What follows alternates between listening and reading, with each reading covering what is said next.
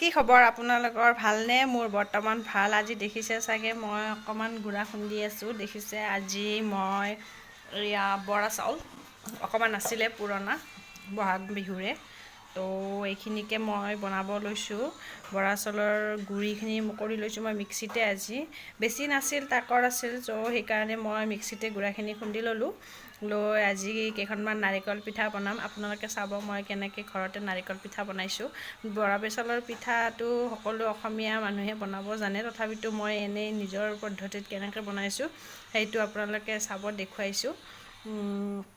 ভাল লাগিলে আপোনালোকে লাইক কৰি দিব চেনেলটো, আৰু মোৰ চেনেলটো ছাবস্ক্ৰাইব কৰি দিব।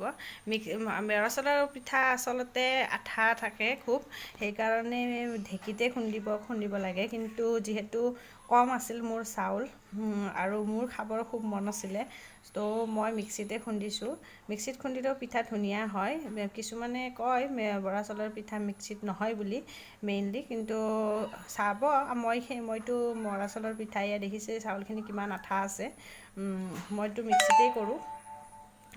মিক্সিতেই কৰোঁ আৰু মই এনেও ঢেঁকী কমেই ইউজ কৰোঁ। প্ৰথমতে মই এবাৰ ঢেঁকীত আঙুলিটো খুন্দিছিলে, চ' তেতিয়াৰ পৰা মই বৰা চাউলৰ পিঠাই হওক বা যিয়ে পিঠা নহওক কিয় মই মিক্সিতে খুন্দোঁ।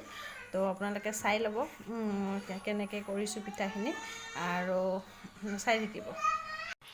এয়া মিক্সিতে খুন্দিছোঁ, মই 2 নম্বৰত লগাইছোঁ, 3 নম্বৰতো লগোৱা নাই, মিক্সিতে 2 নম্বৰত লগাইছোঁ।